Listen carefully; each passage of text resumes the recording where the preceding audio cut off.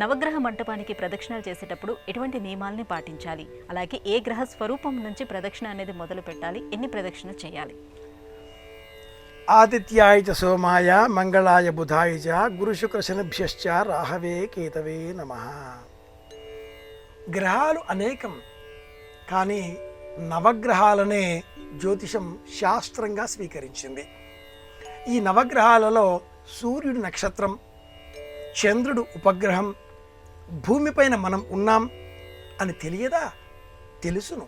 కానీ నవగ్రహాలలో వీటిని కూడా చేర్చి మిగతా బుధుడు, గురువు, శుక్రుడు, శని నాలుగింటిని కూడా జతపరచి కనిపించని లేనటువంటి భూమి చుట్టూ చంద్రుడు తిరిగిగా ఏర్పడేటటువంటి ఖండన బిందువులను రాహుకేతువులుగా మార్చి కూర్చి అపసవ్యంగా తిరిగే రూపాలుగా వర్ణించి వెరసి 9 గ్రహాలుగా మనకు అందించిన ఈ జ్యోతిష శాస్త్రంలో అంతుచిక్కని అగాధ రహస్యాలు అనేకం ఉన్నాయి.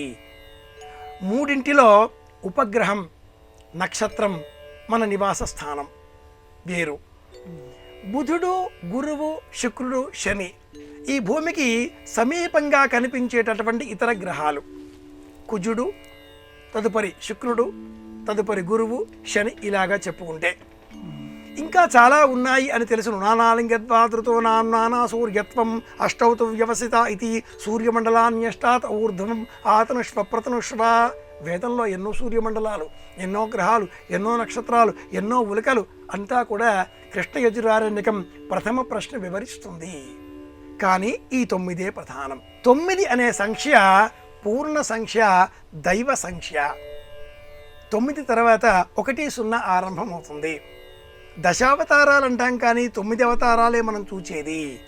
10వ అవతారం రాబోతుంది, కల్కి అని చెప్పుకుంటూ ఉంటాం.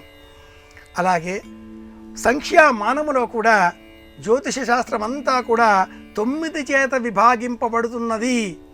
120 సంవత్సరాలు, 108 నక్షత్రాల పాదాలు, 360 డిగ్రీలలో 9 ప్రమాణం, 27 నక్షత్రాలు 9 చేత అంతా కూడా నవసంఖ్య హరేర్భాగం నవతారా ప్రకీర్తితా. ఈ ప్రమాణాన్ని అనుసరించి ఈ నవగ్రహాలను ప్రాథమికంగా దేహంలో ఉండే రూపాలుగా గుర్తించాలి. పర్యావరణం అంతటా కూడా ఉండే గ్రహాలుగా స్వీకరించాలి. గ్రహం అంటే గ్రహించేది అని అర్థం. ఎవరో ఒక మూల కూర్చొని నంగి చూస్తూ, నల్లటి బట్టలు వేస్తూ, బిత్తరి చూపులు చూస్తూ ఉంటే ఏదో గ్రహం పట్టిన వాడులాగా ఉన్నాడేమిటి అంటూ ఉంటాం మనం. గ్రహించడం అని అర్థం. ఈ క్రమంలో నవగ్రహ మంటపాన్ని ఈ దేహంలో ఉండే నవగ్రహ స్వరూపంగా గుర్తించే తరుణంలో అరచేతిలోనే నవగ్రహాలు. శుక్రుడు, గురువు, శని, రవి, బుధుడు, చంద్రుడు, అలాగే రాహువు, కేతువు, మధ్యలో కుజుడు. నవగ్రహాలు అరచేతిలోనే. 2 చేతులు జోడించి మనం సూర్య మంటపంలో, నవగ్రహ మంటపంలో ప్రవేశించినప్పుడు పడమర మొహంగా నవగ్రహ ప్రదక్షిణను ఆరంభించాలి. అంటే సూర్యుడు తూర్పు దిక్కుగా చూచే విధంగా మంటపంలో మధ్యలో ఉంటాడు. పడమర దిక్కు చూచే విధంగా శనిగ్రహం కనిపిస్తుంది. శుక్రగ్రహం ఆరంభం చేసి మన ప్రయాణం నడక ఆరంభం చెయ్యాలి. తూర్పు వైపుగా సూర్యుడు, తూర్పు వైపుగా శుక్రుడు చూస్తూ ఉండగా పడమర వైపు శనిగ్రహం చూస్తూ ఉంటాడు.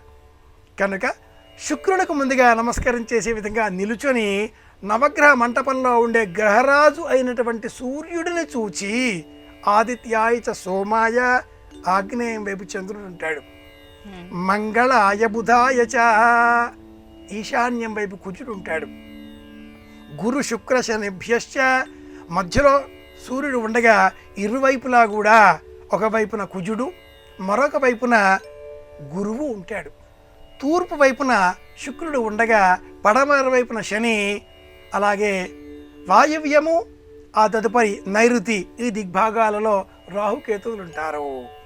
శుక్రుడితో ఆరంభం చేసి మళ్ళీ మనం వృత్తాకారంగా తిరుగుతూ 9 ప్రదక్షిణాలు చెయ్యాలి అనేది ఆచారంలో ఉంది.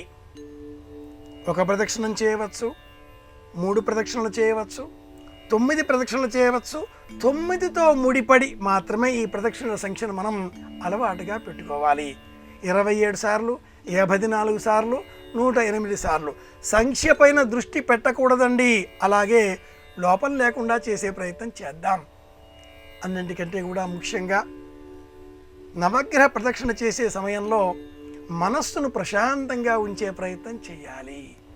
అంతేకాని సంకల్పాలతో ఇది కావాలి, అది కావాలి అనే ఆలోచన చేయకూడదు. దేహంలోనే నవగ్రహాలు, ప్రపంచమంతా నవగ్రహాలు. నవగ్రహ అనుగ్రహం ఉంటేనే దేవతానుగ్రహం అనే విధంగా ప్రదక్షిణలు చేయాలి.